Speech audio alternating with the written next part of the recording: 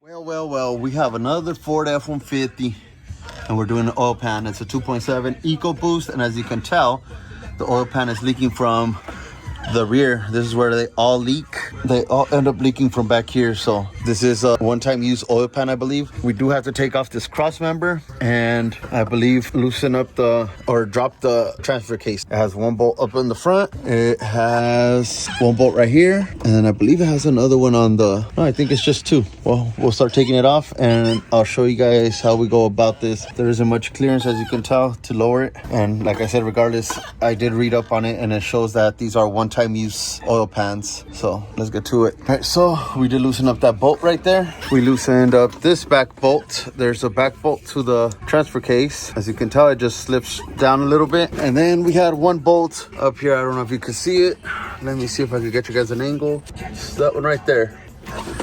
So it's 3 bolts to lower it a little bit. As you can tell, we have to take off that clip from the line and try to move that line out of the way a little bit. It's transmission oil lines, transmission fluid lines, whatever. And then it's a bunch of bolts. So it's going to be just enough to wiggle a socket and a ratchet inside of that. That's why we need to lower it a little bit more, because we didn't have clearance for it. Then we'll just try to wiggle it out of the way. It's just a few bolts, move some lines out of the way, and it should be able to pull it down. So I'll go ahead and drain it right now, and then we'll start removing clips and bolts. All right, so I didn't show you guys the setup of how we're doing it. We did do it just on the driveway with just 2 jack stands sustaining it up or holding it up, and then we're just going under it with the creeper. I am at the point where we have to break the oil pan free, which is a mission within itself. To remove the 2 little bolts, I did use a 1/4-inch extension with the wobbly at the end, and I was able to get in on the bolts, loosen them out. And the issue now is, since it's glued or it has silicone, the whole gasket, it's kind of a pain to break it free. I did bring this nice little crowbar type of thing, so I'm gonna try to wedge it out with this. I did try with the regular pry bar, no success. There's no leverage on it. And I did try it with my little pry bar, which I was getting a little bit of success because I was able to pry it against the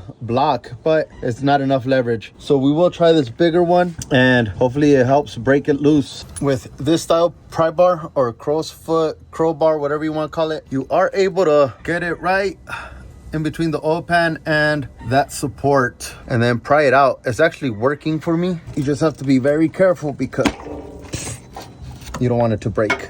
So I'll continue prying it, but just wanted to show you guys.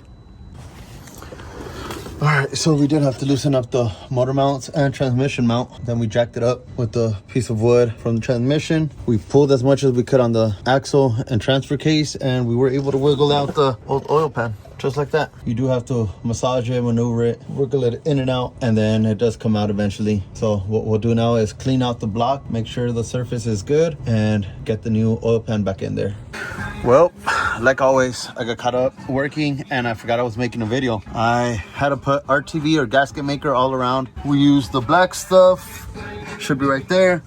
We used the black stuff to seal the oil pan with the block. We went ahead and torqued the bolts. I'll go ahead and put the torque spec down on the screen. So you can tell, here's the old one and we got the new one.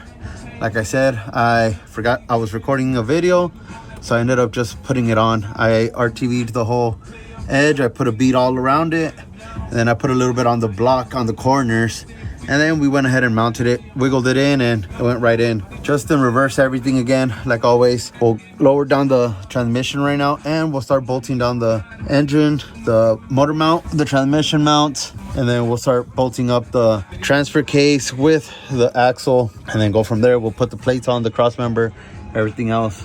I'll go ahead and show you guys the finished product afterwards. I think I'm gonna let it dry a little bit though. I'll show you guys the progress as we go. And then I'll be making a video on lights soon. I've had a couple of people ask me what kind of lights I use because they see that my truck is full of lights.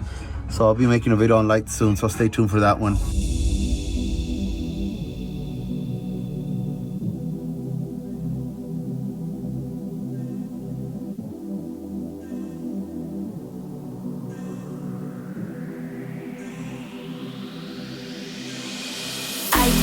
Se ve eso, te ves como travieso, quiero probar tu peso. All right, so we did go ahead and install the oil pan back on, all the covers that it came with. and we topped it off with some fresh oil, a new oil filter. Now we're actually taking it for a little test drive just to get the oil flowing and see if it fixed our leak. We do have another issue with this truck, that it is in limp mode. So I'll go ahead and go back to the shop and run codes on it and then go from there, because yeah, this is not good. Limp mode is not good. It might be the PCM or whatever it's called. That's what we're leaning towards, but go ahead and run codes and then try to figure that out. But so far, test driving it just to get the fluids going and see if we continue to have a oil leak from the oil pan. All right, we're back from the test drive. As you guys can tell, bone dry. So this install was a success. Hopefully it showed you guys how to do it at home. You could do it in your driveway. You don't need any fancy tools. Just a couple hours, maybe like 3-4 hours at the most. It took me about 2 from start to finish. And yeah, pretty much it. How you do an oil pan on a F-150. So 2016 2.7 ecoBoost.